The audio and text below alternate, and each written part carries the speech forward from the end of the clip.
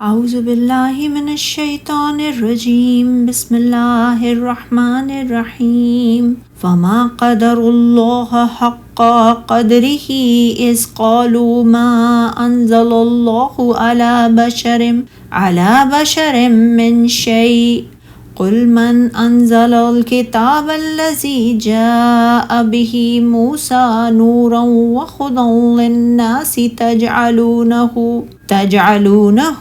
قراطیس تبدونها وتخفون كثيرا وعلمتم ما لم تعلموا انتم ولا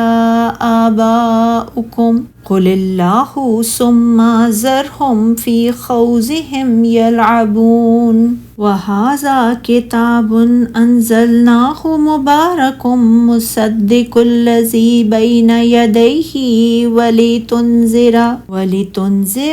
أم القرى ومن حولها والذين يؤمنون بالآخرة يؤمنون به وهم على صلاتهم يحافظون۔ اور انہوں نے اللہ کی قدر نہیں کی جس طرح اس کی قدر کرنے کا حق ہے۔ جس وقت انہوں نے کہا اللہ نے کسی بشر پر کوئی چیز نازل نہیں کی، کہہ دیجئے پھر وہ کتاب کس نے نازل کی تھی جسے موسیٰ لائے تھے، جو تمام انسانوں کے لیے روشنی اور ہدایت تھی، جسے تم متفرق اوراق میں نقل کرتے ہو، اس میں سے کچھ تم ظاہر کرتے ہو اور بہت کچھ چھپا لیتے ہو، اور اس کتاب کے ذریعے سے تمہیں وہ علم دیا گیا تھا جو نہ تمہیں حاصل تھا اور نہ تمہارے باپ دادا کو۔ کہہ دیجئے وہ اللہ نے نازل کی تھیں، پھر انہیں ان کے حال پر چھوڑ دیجئے،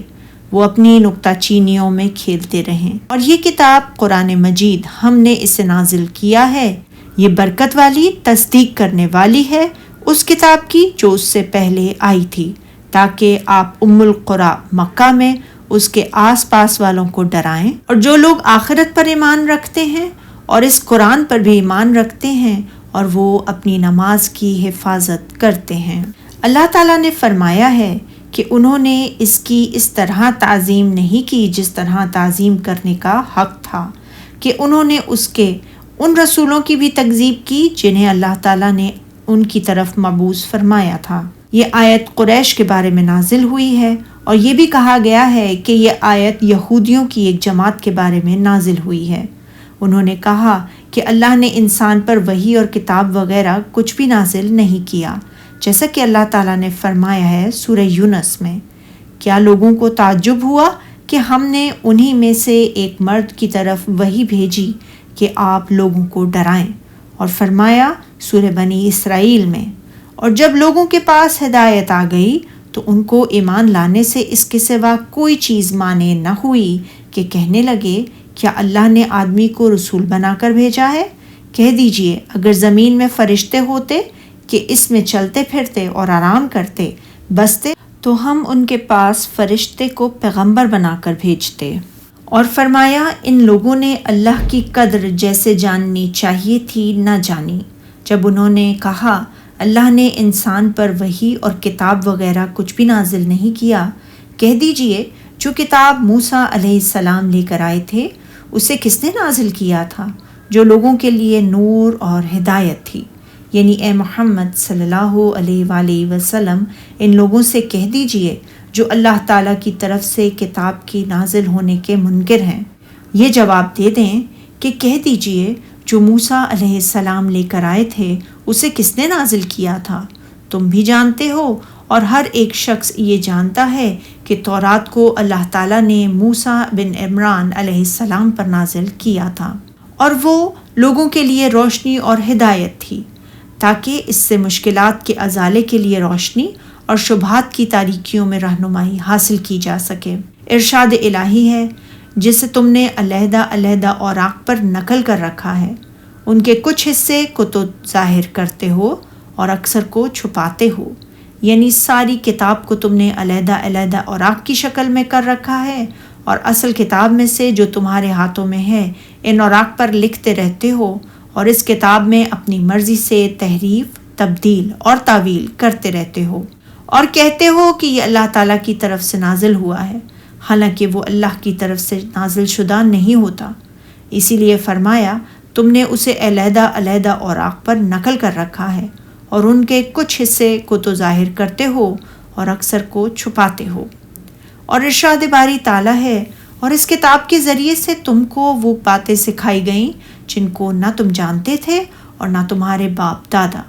یعنی یہ قرآن کس نے اتارا ہے جس میں سابقہ لوگوں کے حالات ہیں اور مستقبل میں پیش آنے والے واقعات جن کو نہ تم جانتے تھے اور نہ تمہارے آباء و اجداد۔ ارشاد الہی ہے، کہہ دیجئے اس کتاب کو اللہ ہی نے نازل کیا تھا۔ علی بن ابو طلحہ نے حضرت ابن عباس رضی اللہ تعالیٰ عنہ سے روایت کیا، اس کے معنی یہ ہیں کہ کہہ دیجئے اللہ نے اسے نازل فرمایا ہے۔ ارشاد باری تعالیٰ ہے، پھر ان کو چھوڑ دیجئے کہ اپنی بیہودہ بکواس میں کھیلتے رہیں، یعنی انہیں چھوڑ دیں کہ یہ اپنی جہالت اور ضلالت میں کھیلتے رہیں حتیٰ کہ ان کے پاس اللہ کی طرف سے موت آ جائے، تو پھر انہیں معلوم ہو جائے گا کہ انجام ان کا اچھا ہوگا یا اللہ تعالیٰ کے نیک بندوں کا۔ ارشاد باری تعالیٰ ہے، اور ویسی ہی یہ کتاب ہے جسے ہم نے نازل کیا ہے، بابرکت ہے اور اپنے سے پہلی کتابوں کی تصدیق کرتی ہے، اور جو اس لیے نازل کی گئی ہے کہ آپ مکہ اور اس کے آس پاس کے لوگوں کو ڈرائیں، یعنی قبائل عرب کو بھی اور عرب و عجم کے تمام انسانوں کو بھی، جیسا کہ دوسری آیت میں فرمایا سورہ اعراف میں،